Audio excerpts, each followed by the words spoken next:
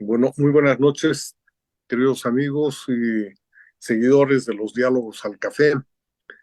Como es habitual, estamos retomando la actividad después del corto verano de fin de año y esta vez lo hacemos con una presentación muy esperada por nosotros, por lo menos, porque ya conocíamos los antecedentes de una investigación que ha realizado Mauricio Blanco Cosío, investigador del INESAD, que tiene ahora residencia en Cochabamba. Mauricio es experto en el tema, ha trabajado en el BID y ha realizado esta investigación sobre la situación y los desafíos laborales que enfrentan las personas con discapacidad. Muchas gracias, Mauricio, por esta presentación. Muchas gracias también a Roberto Camonardi, que es uno de los que ha impulsado la realización de este estudio. Después de la presentación de Mauricio, vamos a tener un comentario a cargo de José Luis Barroso, investigador de CERES, y lo hemos invitado justamente porque él también ha realizado un estudio similar, no basado tanto en encuestas, sino en la revisión de las encuestas nacionales, especialmente las encuestas familiares. Entonces creo que vamos a tener dos visiones complementarias eh, que nos van a ayudar a entender mejor una problemática que es extraordinariamente importante para el país y para demostrarnos cuál es el grado de desarrollo que estamos llevando a cabo, que es el que el que se marca justamente en cómo tratamos y cómo trata la economía, cómo trata la sociedad a personas que tienen desafíos mayores que el resto de los bolivianos, ¿no? Entonces, otra vez, muchas gracias a Mauricio. Te voy a ceder la palabra, Mauricio. Tienes todo el tiempo que necesites para esta presentación. Tienes ya el acceso también a la pantalla si quieres hacer una presentación. Otra vez, muchas gracias a todos ustedes, a Mauricio y a José Luis, con especial énfasis. Adelante, Mauricio. En primer lugar, quiero agradecer, ¿no?, a nuestros diálogos de café, que vengo participando ya de hace un buen tiempo en este espacio, que creo que es un espacio muy importante, ¿no?, de debate y de reflexión. Temas nacionales, sobre temas también departamentales, muchas presentaciones sobre Cochabamba. Agradecerte, Roberto, y agradecer a todos los presentes. También quiero agradecer a Roberto Zambonardi, que como tú bien dices, Roberto, ha sido alguien que ha permitido y ha viabilizado este estudio para un proyecto que lo voy a explicar de aquí a poco.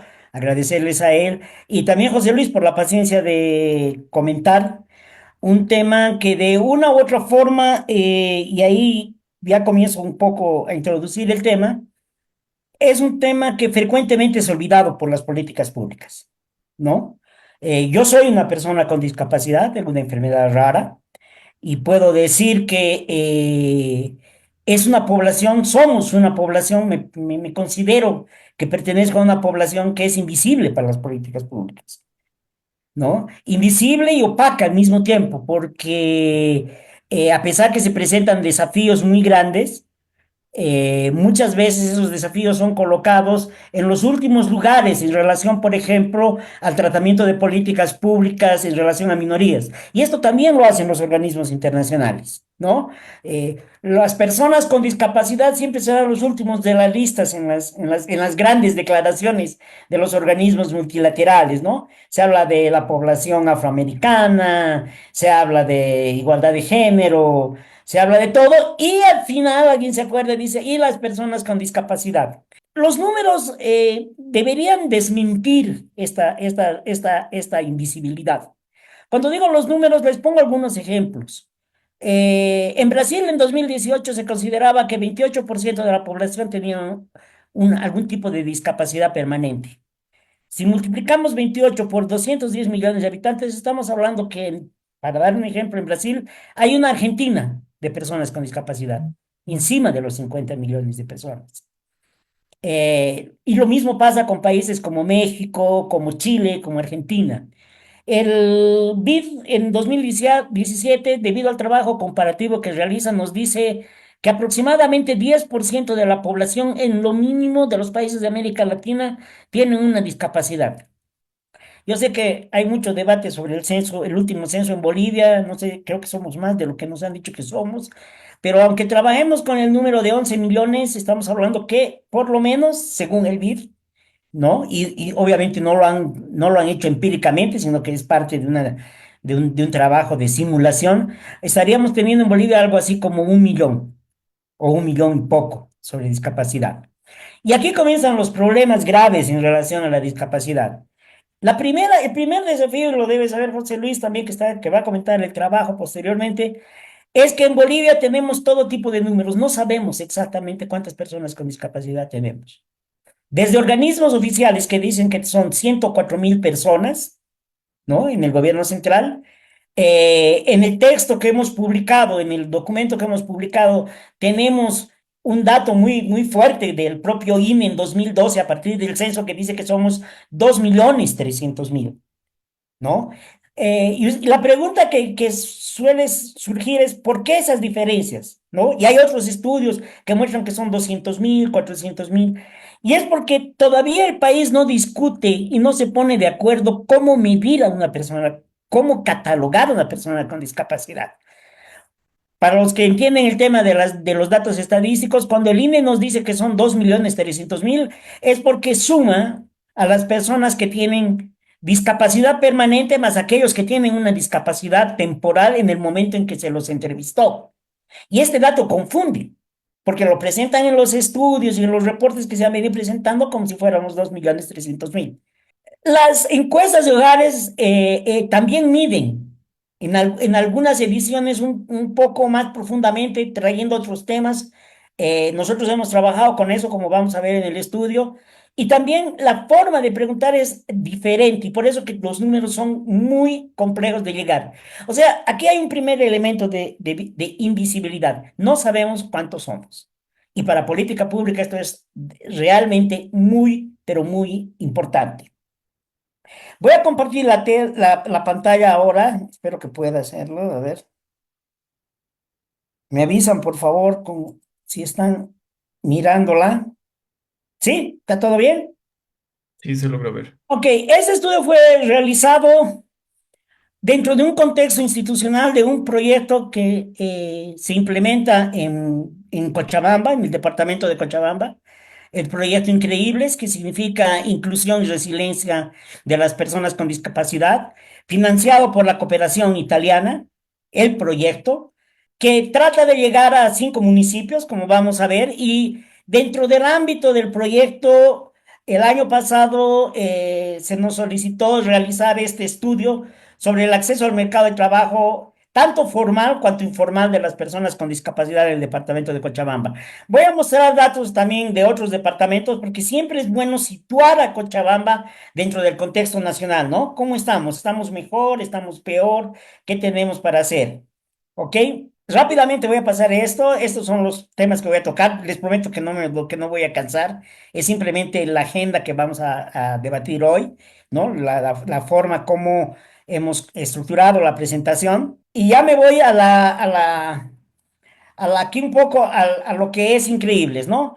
Como dije bien, este proyecto es financiado por la Agencia Italiana de Cooperación de Desarrollo, la ICS, y el proyecto busca promover el derecho al trabajo como lo establece el artículo 27 de la Convención sobre los Derechos de las Personas con Capacidad, ¿no? Entonces, el proyecto tiene muchas aristas, el proyecto es múltiple en varios sentidos para tratar de promover el derecho al trabajo de las personas con discapacidad en el departamento de Cochabamba.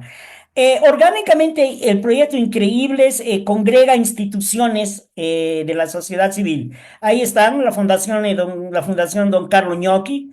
Roberto Zambonari está aquí presente, es uno de los del director, es el director de la Fundación Don Carlo Gnocchi. Proyecto Mundo, muchos de ustedes han debido oír estas instituciones, Solco, Eifodec, Tucuypacha, que es bastante conocido en Cochabamba, y la Fundación Justicia Social. Todos ellos forman una especie, no quiero extralimitarme con los términos, pero una especie de consorcio para llevar adelante el proyecto Increíbles en los próximos, no solamente el año pasado, como seguirá hacia adelante. Básicamente el proyecto está presente en el municipio de Cercado, en Sacaba, en Punata, en Entre Ríos y Tacopaya. Y aquí ustedes ya pueden ver que hay una diversidad geográfica muy interesante, ¿no? Porque si hay un problema que tiene la discapacidad es que justamente lo que tenemos que enfrentar son diferentes contextos económicos. Porque aquí hay una variable importante que les recuerdo. Es la siguiente. O sea, el contexto socioeconómico y cultural afecta de manera determinante la severidad o no de la discapacidad y de la calidad de vida de las personas con discapacidad y sus familias, ¿no? Entonces, tenemos Cercado y Sacaba, que están en la región metropolitana de Cochabamba, Entre Ríos en el trópico, Tacopaya, muchos no saben, me imagino que yo he tenido que viajar a todos los lugares que están aquí colocados, he visitado todos esos lugares. Tacopaya es un municipio recóndito, ya rumbo a La Paz, ¿no? Es un contexto geográfico totalmente rural, empobrecido, y que allá el proyecto está también generando sus intervenciones. ¿Para qué? Para justamente promover el derecho al trabajo. Lo que ha acumulado el proyecto es, en primer lugar, la experiencia que estas instituciones que las he mencionado traen, ¿no? Tratar de capacitar a los PCDs, tener incidencia en las políticas públicas, coordinar esfuerzos que hacen las 5 instituciones para mejorar el acceso al mercado laboral de las personas con discapacidad en Cochabamba. El proyecto ha identificado y tiene que trabajar el día a día con las barreras que el propio sector público coloca a esta temática, ¿no? Falta de recursos, una hipercentralización, que lo voy a explicar posteriormente, una ausencia de centros de formación técnica y educacional para las personas con discapacidad. El recurso humano que tenemos en las alcaldías es realmente poco preparado para el tema, y vamos a mostrar otros grandes problemas que tiene todos estos órganos públicos, ¿no? Y todos estos son datos que dificultan, obviamente, la inclusión laboral en un país que ya tiene problemas con la inclusión laboral, ¿no? Seamos concretos, ¿no? Aquí hay dificultades que ustedes van a ver, refuerzan, ¿no? Las barreras para las personas con discapacidad. La representación de las personas con discapacidad en todo Bolivia, porque yo he realizado otro trabajo para la ciudad de La Paz, pero como este trabajo tiene que ver con Cochabamba, la representación de las personas con discapacidad, las diversas representaciones, eh, eh, tienen un alto nivel de desorganización. Están atomizadas, muchas veces responden a iniciativas familiares, ¿no? Los padres de las personas con autismo y cosas así, ¿no? Entonces es muchas veces un esfuerzo individual. Nosotros hemos estado estudiándolas, vemos que hay una enorme falta de capacidad técnica, podrían hasta captar recursos, pero no lo hacen porque falta capacidad técnica, ¿no? No pueden ejecutar proyecto y por lo tanto a lo que se dedican en general es a hacer el advocacy y hacer incidencia política. Y el proyecto trata de apoyar a esas instituciones de una u otra forma, ¿no? El proyecto creo que, y aquí está Roberto, tal vez en algún momento cuando le toque comentar, si es que va a comentar, el proyecto yo creo que tiene un periodo de madurez cuando se da cuenta que el autoempleo es como una alternativa. Al principio no era así, ¿no? Al principio era generar oportunidades de empleo en el sector formal, pero esto es muy difícil y lo vamos a explicar el por qué. Entonces, hay como una especie de maduración intelectual y académica de los increíbles para decir, bueno, tenemos que comenzar a pensar también en el autoempleo porque es lo más realista que se puede tener, ¿no? Primero porque hay una creciente informalidad en el país. Es el tema, ¿no? O sea, sería una isla de excelencia pedir aumentar el empleo formal de las personas con discapacidad, cuando este país tiene, como ustedes lo van a ver más adelante, 80% de informalidad, ¿no? O sea, es complicado verlo así.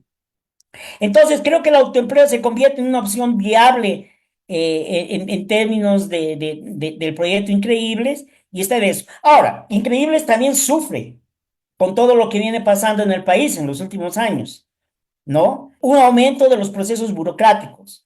hay leyes, legislaciones, ustedes más que nadie conocen, aquí hay cientistas políticos, Erika está presente y otras personas, que definitivamente se han ido colocando amarras paulatina y gradativa y de una forma gradual a las instituciones de la ONG. Cada vez es más difícil abrir, cada vez es más difícil obtener papeles, siguen aumentando los procesos burocráticos, se colocan requisitos muy poco realistas para las instituciones, no solamente las de Increíbles, sino las instituciones que representan a las personas con discapacidad. Esto eleva los costos y llega a colocar en peligro los proyectos de las instituciones que están presentes, ¿no? Y por lo tanto, vamos a encontrar un mundo, un mapeo donde hay instituciones que representan a veces 15, 14, 18 personas. Claro que hay otras instituciones más consolidadas en Cochabamba, con un mayor número no diré afiliados, pero de personas que representan formalmente, ¿no? Para hacer el trabajo, la pregunta que nos hacían increíbles al equipo de investigación es, bueno, ¿y qué tal la ley 977 y el decreto 3437, que es el que reglamenta, ¿no? Los derechos al trabajo de las personas con discapacidad? Entonces, en primer lugar, se nos pedía que hagamos un análisis. La ley es corta, la ley es pequeña, es incompleta, y entonces era uno de los primeros recados del proyecto hacia el estudio, ¿no? Hay un marco normativo vigente, nosotros lo sabemos claramente que hay, no estamos negándolo, pero ese marco normativo vigente trae barreras, como lo vamos a ver más adelante, ¿no? Y muchas veces estas barreras que yo le he denominado barreras legales, y hay un debate grande, ¿no? ¿Cómo puede ser que una ley sea una barrera? Y vamos a mostrar que sí, que puede ser una barrera o aumentar el empleo, ¿no? Generan y muchas veces contribuyen a una vulnerabilidad social extrema de las personas con discapacidad, ¿no? Y esto se va a ver en el grupo social cuando veamos los indicadores de pobreza, ¿no? De las personas con discapacidad. Como dije, el proyecto Increíble, no quiero repetir, se enfoca en el fortalecimiento de la inclusión laboral de personas con discapacidad, buscando mejorar el acceso al empleo decente y reducir la vulnerabilidad de este grupo, ¿no? No voy a repetir el objetivo general del estudio, era conseguir un enfoque sistémico. Quiero detenerme un poco, estoy entrando ya en la metodología que voy a hacer súper rápido cuando hablamos de enfoque sistémico, es que las barreras y las dificultades de las personas con discapacidad son enormes en número, ¿no? Enfrentan todo tipo de barreras, barreras urbanísticas o barreras arquitectónicas, preconcepto, falta de empleo, condiciones socioeconómicas, condiciones de vivienda, en fin. Entonces, una cosa que nos motivó mucho, que como siempre lo hablábamos con Roberto, es que listar los problemas es fácil. Pero lo que realmente era nuestro objetivo y lo que queríamos y ambicionábamos era tratar de darle un enfoque sistémico con la necesidad de estructurar recomendaciones de política que hagan sentido, porque yo en cada una de las dificultades puedo hacer 20 recomendaciones. Entonces, había que tratar de generar un esquema para identificar claramente cuáles son las variables, ¿cómo diría yo?, más relevantes, cuáles son las barreras más importantes para la discapacidad. Entonces, queríamos realizar este estudio a través de un enfoque sistémico. Y el segundo momento es que obviamente la metodología es cuanti y cualitativa en la medida en que hemos entrevistado a un sinnúmero enorme de todos los actores que tenemos que tienen que ver algo con la problemática de la discapacidad y la inserción en el mercado laboral. Universidades, sector privado, hemos entrevistado al sector privado, hemos entrevistado a ONGs, hemos entrevistado a las propias personas con discapacidad en grupos focales que han sido hechos en los locales y obviamente hemos trabajado con datos cuantitativos, con la encuesta de hogares, para tratar de identificar algunos indicadores que son importantes para tener toda una característica, todo un perfil de los problemas que se tiene en términos de discapacidad. Los objetivos, ya los paso rápidamente, es conocer el alcance de la aplicación sobre la inserción de la ley 977 principalmente, conocer las principales barreras sociales, económicas, todo, como ya había mencionado, hay varias, y obviamente que el género es un tema importante, la desigualdad de género es importante en los resultados, aunque no en las percepciones, después les explico el por qué, ¿no? identificar esas dimensiones, cuáles son las que más construyen los obstáculos, cuáles son las más importantes para tener acceso al mercado formal y informal de las personas con discapacidad, y plantear recomendaciones y estrategias, obviamente, que estarán al final. Hay dos, cuando trabajamos, la literatura es escasa, pero cuando trabajamos con variables para tratar de dimensionar y estructurar el problema de la discapacidad, nos enfrentamos con dos enfoques. El enfoque taxonómico, que básicamente es una serie de problemas que enfrentamos, y también el enfoque para políticas. En el enfoque taxonómico, generalmente la literatura especializada nos muestra que hay barreras actitudinales, ¿ya? Y esas pueden ser a partir del propio entorno familiar y de la persona con discapacidad. Hay barreras actitudinales que hay que llevarlas adelante y que pueden estar generando problemas muy serios en términos de buscar empleo o buscar un autoempleo, ¿no? Sentirse, la autoestima, por ejemplo, es un problema de mucha importancia, ¿no? O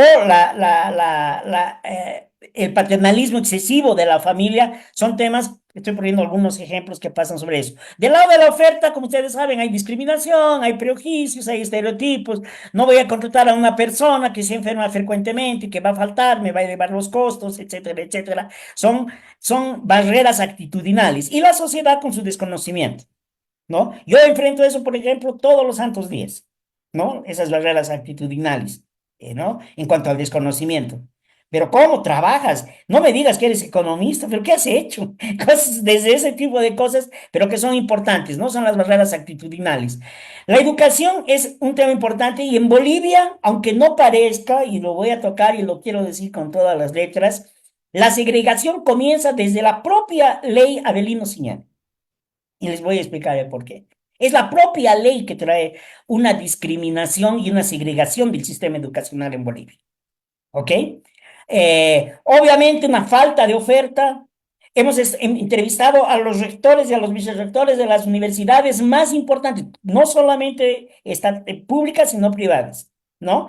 Y todas las iniciativas de las universidades son iniciativas individuales de corto plazo, pequeñas. No existe ninguna institución de enseñanza superior en Cochabamba que tenga un plan articulado institucional para atender la demanda por educación que tienen las personas con discapacidad. Se contrata a 3 estudiantes para que los ayuden a llevar la silla de ruedas o como intérpretes, ese tipo de cosas, o se le adapta a la mesa. Esas son las iniciativas que tiene el sector académico institucional. Infocal, por ejemplo, debería estar jugando un papel fundamental. Para quien sabe, Infocal capacita en cuestiones técnicas a las personas, para el sector privado, pero Infocal no hace nada para las personas con discapacidad, ¿no? Además de tener alguna rampa, alguna cosa. Entonces hay barreras educativas. Las socioeconómicas nos hemos concentrado en dos que son las más importantes. Podríamos decir que son las condiciones de pobreza de las personas con discapacidad. Y segundo, el acceso que él tiene próximo al trabajo con un sistema de transporte complicado. Es muy difícil.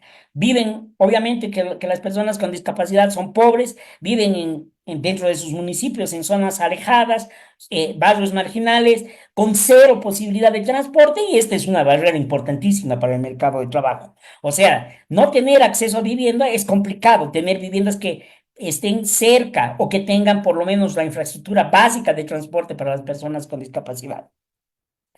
Y lo que tenemos son las barreras legales y programáticas, programas muy, muy pequeños, programas que no son conocidos por las autoridades muchas veces, ya no existen incentivos públicos. Hay una ley, estoy de acuerdo, hay una ley bastante, hay una norma, si quieren, hay un conjunto de normas, pero prácticamente no existen incentivos más allá de los que pone la ley, que los pone, hay algunos incentivos, pero son barreras legales y programáticas.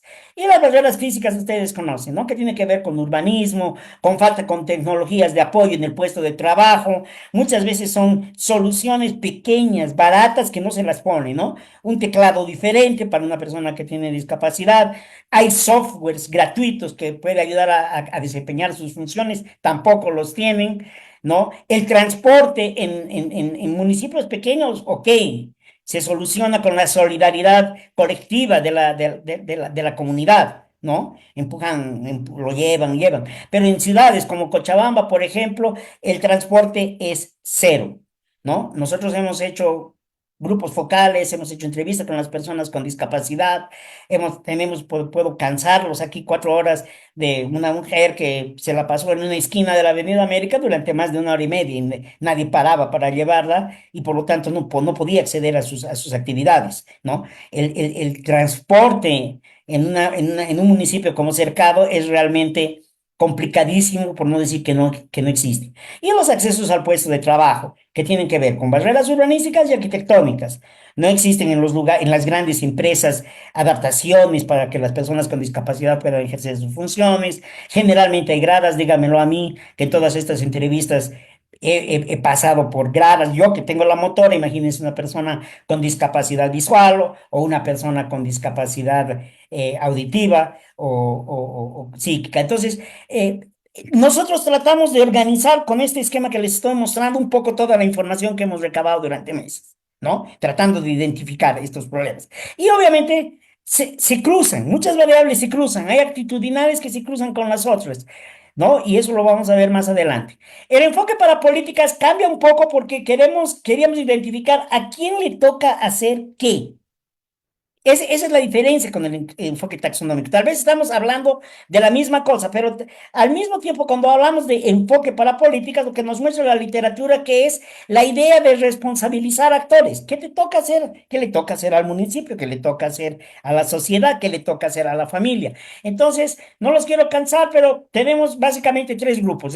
Esto es lo que más se acerca al análisis de la dinámica laboral. Determinantes individuales, determinantes sociales y determinantes empresariales, ¿no? Entonces, en esas determinantes se repiten algunas cosas como actitudinales. Es una forma diferente de la anterior de la taxonomía que te muestra la literatura, con el propósito de ¿qué? De identificar claramente lineamientos de política que podrían superar o por lo menos disminuir todas las consecuencias negativas de esas barreras, ¿no? No quiero cansarlos con eso. Aquí están algunos números que muestran nuestro esfuerzo. Fueron 29 entrevistas, entrevistamos al sector privado, a la gobernación, entrevistamos a instituciones integrantes e increíbles, a la federación y asociaciones de representantes de las personas con discapacidad.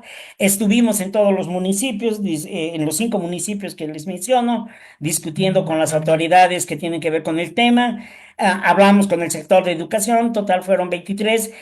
Hubieron empresas privadas principalmente que no quisieron darnos entrevista. Y empresas grandes y que ustedes se chocarían de que dijeron, no, nosotros no queremos saber nada de esto, déjenos tranquilos, nosotros no tenemos nada que ver con la discapacidad. Y mi respuesta era, hay una ley, no sé por qué usted dice que no tiene nada que ver. No, pero ahí está. Realizamos grupos focales con personas con discapacidad. Cada grupo tenía diferentes representantes, digamos, de personas con discapacidad, motora, visual, etcétera, en todos los municipios, ustedes están viendo, fueron en total 48 personas que también se complementaban con análisis, muchas veces de entrevistas semiestructuradas, ¿no? Queríamos identificar.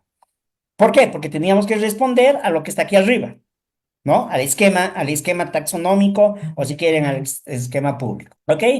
Pasando rápidamente a la ley 223 de 12 de marzo del 2012, que es la Ley General de los Derechos de las Personas con Discapacidad, es muy clara. Garantizar a las personas con discapacidad el ejercicio pleno de los derechos en igualdad de condiciones, ¿no? Los ejes centrales de esta ley, que es una ley ampulosa, es la inclusión social, porque promueve la participación de las PCD en todos los ámbitos, social, cultural, político, etcétera. No al principio de discriminación, prohibir toda forma de discriminación y penalizarla.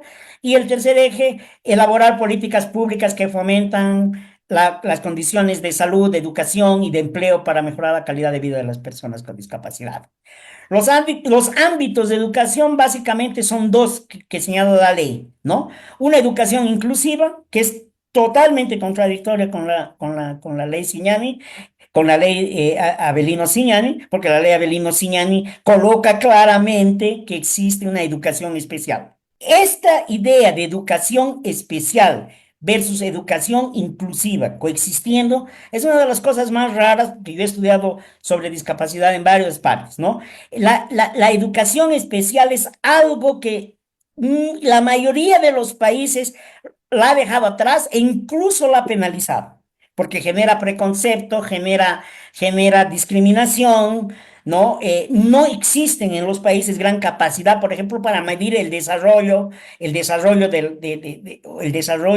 educacional o evaluaciones educacionales de las personas con discapacidad. La verdad, hay un país gigante que tiene una educación especial, no lo vamos a negar, se llama Estados Unidos, que es uno de los pocos países que no sigue las directrices de los órganos internacionales y de las convenciones internacionales y continúa insistiendo con esta cuestión de la educación especial. En Bolivia tenemos los dos, es una cuestión medio esquizofrénica.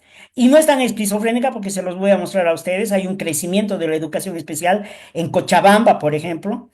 Se los voy a mostrar cómo esto es importante, ¿no? Y el otro ámbito de acción de la ley es establece sistemas de prevención de accidentes laborales para garantizar la calidad de vida. O sea, en algún momento la ley se preocupa con los accidentes laborales que pueda tener. Lo hace, obviamente, en relación a lo que tiene que trabajar con la idea de la jubilación por accidentes de trabajo, ¿no?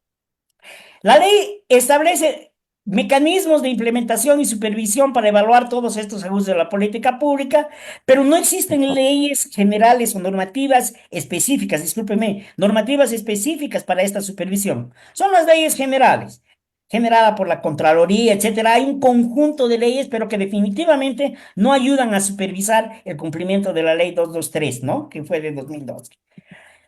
Pasa mucho tiempo después y finalmente, con bombos y platillos, sale la ley 977 del 26 de septiembre de 2017. El objetivo es regular el acceso al trabajo decente y promover mecanismos para que las personas con discapacidad se preocupen con el tema de la inserción laboral, ¿no? Dentro de ello se crea dos cosas son muy importantes, ¿no? Un objetivo es obviamente la inclusión laboral. El segundo es crear un bono mensual, el bono de discapacidad, valor 250 bolivianos por mes, ¿no? Este bono lo reciben rápidamente para que ustedes sepan, la legislación boliviana, como casi todas las legislaciones, tiene cuatro tipos de gravedad, ¿no?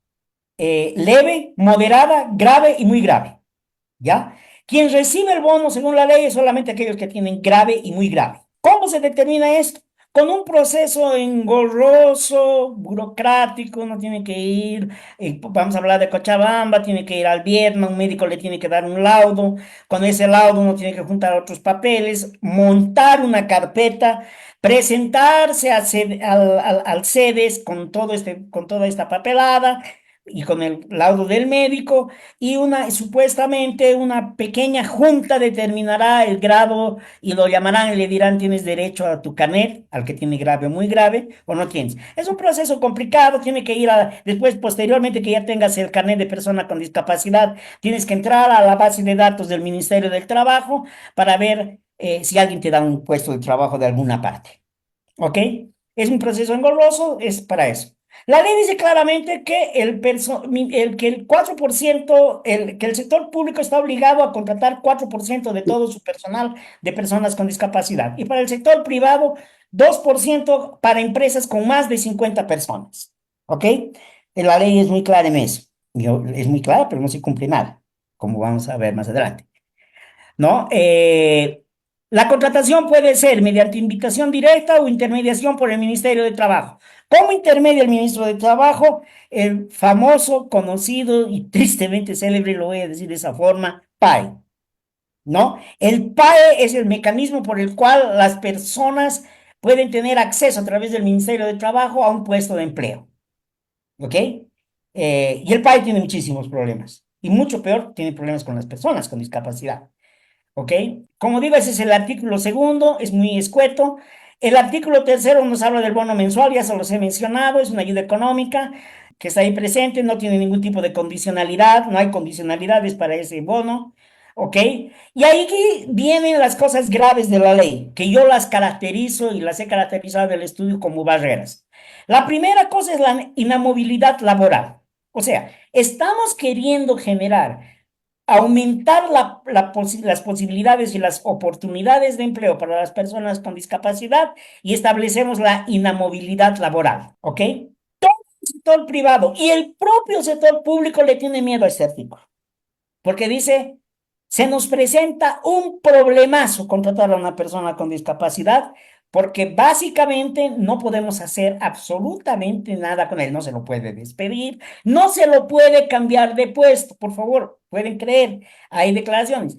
Si yo soy una persona con discapacidad que estoy haciendo mi trabajo, que me han contratado a través del PAE, con un trabajo inicial, que soy una secretaria, pero tengo calificaciones para ocupar otros puestos, como pasa en la Secretaría de Desarrollo Humano de la Gobernación en Cochabamba, una persona dice, no, yo quiero quedarme aquí de asistente de la secretaria. Es un buen salario y esa persona podría ser aprovechada en otras áreas donde sería mucho mejor. Por ejemplo, ella es contadora, creo que es auditora, podría estar ahí. No se la puede. Cuando se la quiere mover, ella misma inicia un proceso porque dice, no están respetando la ley 977, están violando mis derechos, ¿no? Entonces, ese es un primer problema de la ley. Después les voy a contar un poco rápidamente cómo esto se está actualizando, esperemos que sea así, pero la inamovilidad laboral es grave y el sector privado le tiene terror a esta ley de la inamovilidad laboral, porque estamos haciendo contratos de trabajo, como me dicen muchos empresarios en Cochabamba en las entrevistas, estamos haciendo contratos de 30, 40 años. O sea, son contratos que duran más que un matrimonio, si se ponen ustedes a pensar, ¿no? Son contratos muy largos. Podría haber un mix, podría colocarse algún tipo de desarrollo de capacidades, etcétera, y es eso lo que surge. La ley ha sido reglamentada por el Decreto Supremo 3437, ha sido reglamentada. Hay otros problemas con esta ley que es la que dije. Cuando dice, les menciono rápidamente dos problemas que son gravísimos. Cuando dice la ley que tiene que ser, se garantiza a la persona con discapacidad y o a sus familiares, ¿ya? Genera dentro como ustedes, no sé si se acuerdan cuando estaba ahí arriba hablando de la parte taxonómica, ¿no? Genera problemas de conflicto y discriminación intrafamiliar. Eso lo hemos comprobado. Por un lado, la persona con discapacidad, las empresas tienen mucho más incentivos de contratar a un familiar. Hay que demostrar que yo yo cuido a la persona con discapacidad, que yo vivo con él, que lo apoyo, etcétera, etcétera. Y entonces hay empresas que cumplen con la ley, pero cumplen con la ley contratando a los familiares, que puede, no solamente, no tiene que ver con un vínculo parentesco, puede ser padre, puede ser madre, puede ser el hijo, es la persona que vive en el domicilio y que cuida de la persona con discapacidad. Declaraciones de muchas empresas, grandes empresas, yo me he quedado sorprendido. Incluso, como estoy aquí en Cochabamba, aprovechando incluso la amistad, algunas entrevistas son formales, otras son informales. Hay una empresa sediada en Santa Cruz con más de 6.000 funcionarios que me dicen, Mauri, yo he sido gerente general durante 15 años y nunca hemos contratado a una persona con discapacidad. Nunca, ni una. ¿No? Pero al mismo tiempo esa persona me dice, pero yo cumplo la ley. Oh, yo soy muy cuidadoso con cumplir la ley, porque contrato el 4% de los familiares de las personas con discapacidad, ¿no? Entonces, la persona con discapacidad se le está enajenando su derecho a la persona con discapacidad para dárselo a la familia. Esto es muy común, ¿no? Esto es muy común y genera conflictos internos. Aquí les puedo contar muchísimos casos, ¿no? Una madre que le dice, si tú me quitas el derecho a su hija que tiene discapacidad visual, ok, me quitas el derecho, tú buscas un empleo a través de la ley, pero te vas esta noche mismo de la casa. Quiero ver quién te mantiene. Cosas así, muchas, muchas, muchas cosas que han salido en la quali, ¿no? Entonces, aquí hay un problema que la ley tiene que regular eso. Y el sector privado, obviamente, y el sector estatal, quedan muy contentos con poder contratar a los familiares, con lo cual realmente la ley presenta una barrera al empleo de la persona con discapacidad.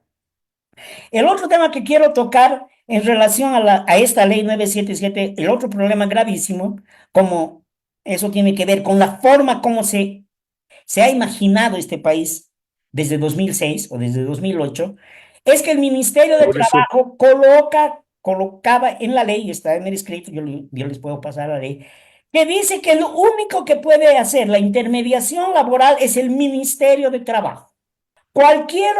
La ley dice, cualquier otro órgano público o privado que haga la intermediación, o sea, de agarrar personas con discapacidad y colocarlas en empresas, estará siendo caracterizada como trata de personas.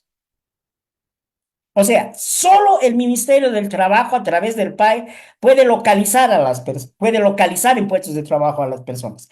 Esta es una barrera gravísima. En primer lugar, porque el ministerio no tiene la capacidad y porque el tema de la intermediación laboral, yo no sé si José Luis está de acuerdo tal vez con esto, es un tema local. Es un tema de moverse en el municipio, de poder encontrar trabajo en el municipio, en pequeñas, medianas, grandes empresas. No es un tema central para el gobierno central. Es muy poco lo que desde la ciudad de La Paz puede hacer una persona con discapacidad en Quillacollo para conseguir un puesto de trabajo, ¿no? Y la ley pune, criminaliza a quien puede hacer este matching, que debería ser algo que más bien debería incentivarse a través puede hacerse alianzas, puede la regulación ser un poco más estricta, etcétera, pero no lo hace. Cuando nosotros hemos ido a los municipios, ¿qué ha pasado? En todos los municipios con nombres un poco diferentes se llaman UMADIS, las unidades municipales de atendimiento a las personas con discapacidad. UMADIS Sacaba, UMADIS Entre Ríos, etc. Estas UMADIS podían ser un elemento fundamental, pero todos ellos, ¿qué te dicen? Los dirigentes de UMADIS, que son colocadas por los alcaldes. Nosotros ¿qué hacen ustedes para conseguir empleo para las personas con discapacidad? Y la respuesta es unánime, nada, porque la ley no nos permite. La ley 977 no nos permite. Por lo tanto, nosotros no podemos. Lo que podemos hacer es encaminarlos para que vayan y llenen el formulario, etcétera, etcétera. Pero es una gran limitación que es importante tocarla. El estudio tiene, como les digo, muchas fases. Yo creo que va a salir. Hemos trabajado en cada uno de los temas. En el sector privado también hemos identificado algunas cuestiones. Me gustaría mostrarles rápidamente algunos datos cualitativos. Aquí todo está organizado. Bueno, estos son los números de las personas con discapacidad. ¿Ok?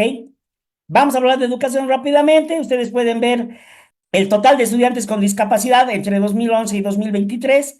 La barra verde es Bolivia, la barra azul es Cochabamba. En general ha habido un decrecimiento a partir de 2016, ¿no? En 2022 nuestro nivel más bajo de personas registradas en el sistema educacional, 450. Nosotros tenemos en la parte de arriba son los números de estudiantes con discapacidad registrados en la educación regular en nuestro departamento por género. Aquí hay una cosa bien importante, generalmente hay más mujeres con discapacidad en el sistema regular que hombres. En el tercer gráfico de línea tenemos un número de estudiantes con discapacidad registrados en la educación regular, también desagregado por área. Me estoy refiriendo al área urbana y al área rural, ¿no? Ese es todo eso lo hemos trabajado con la encuesta de hogares de 2023. Esta es una cosa por departamentos. Ustedes pueden ver cuántos alumnos con discapacidad están matriculados en la educación especial. Llamo la atención de Cochabamba. Cochabamba tiene 4.658 alumnos en la educación especial, un número altísimo, ¿no? Después les voy a mostrar por qué. Entonces, tenemos en total en Bolivia 29.430 alumnos en la educación especial. Según el grado de severidad, aquí ustedes tienen el número de alumnos, pueden ver que en Cochabamba tenemos 1.308 personas con discapacidad leve, 2.400 con discapacidad moderada, grave, muy grave, 4.352 y 8.242.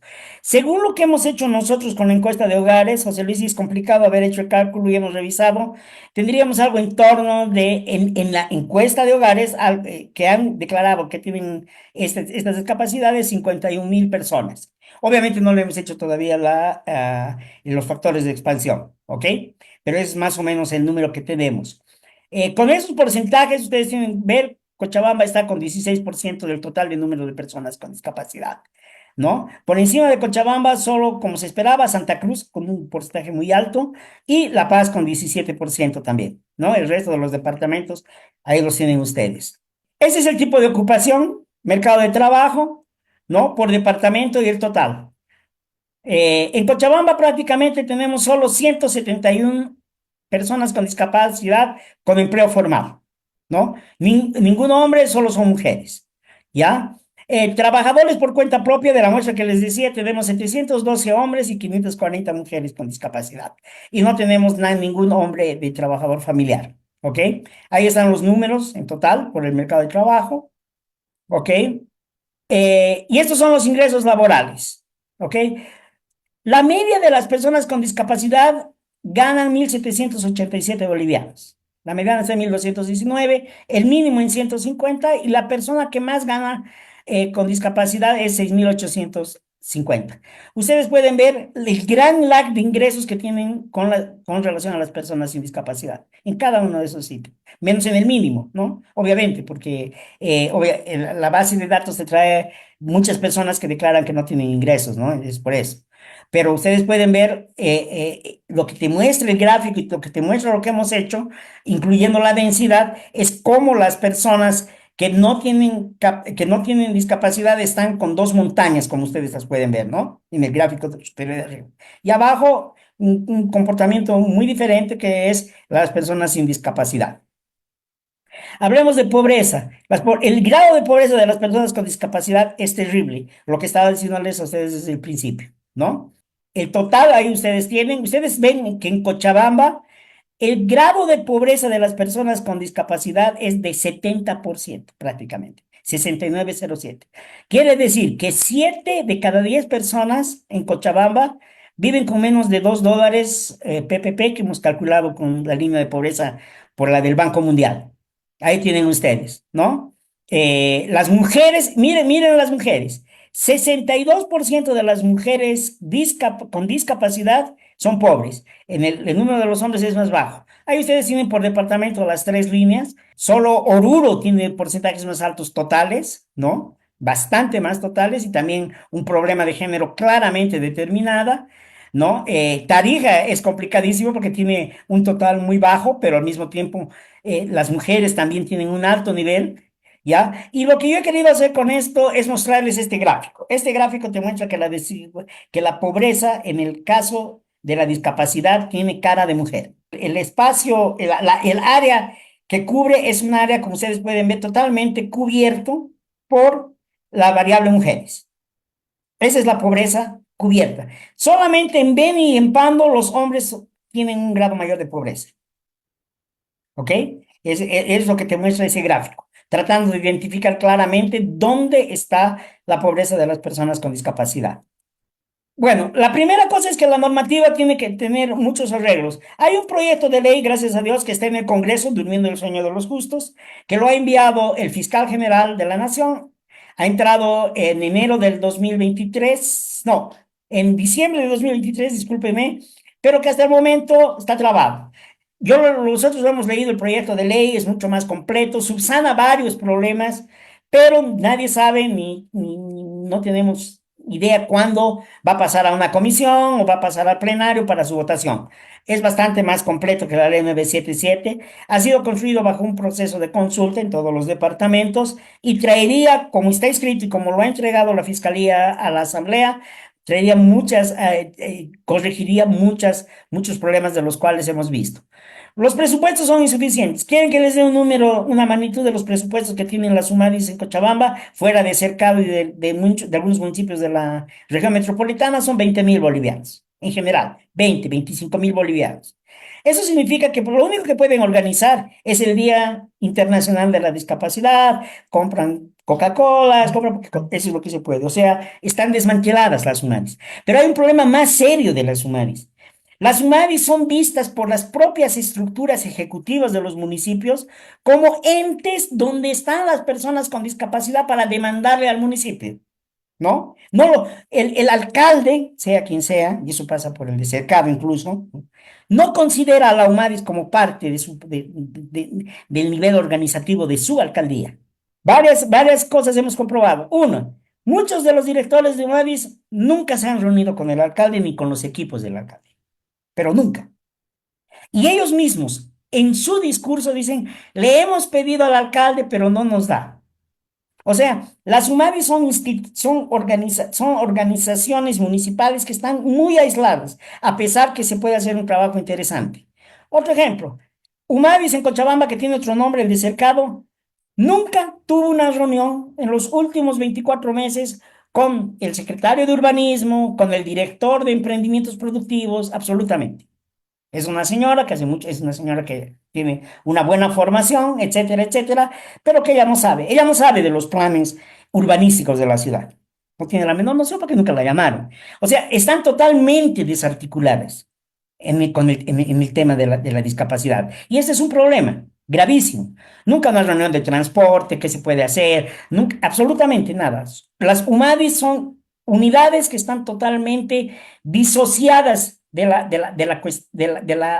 yo, de la dimensión del Ejecutivo en las alcaldías. Y algo parecido sucede también en la gobernación.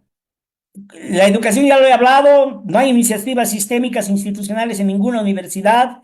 Eh, Hay algunos institutos educacionales que dan cursos, por ejemplo, de informática para personas con discapacidad auditiva, digamos, pero son muy pequeños, son muy puntuales.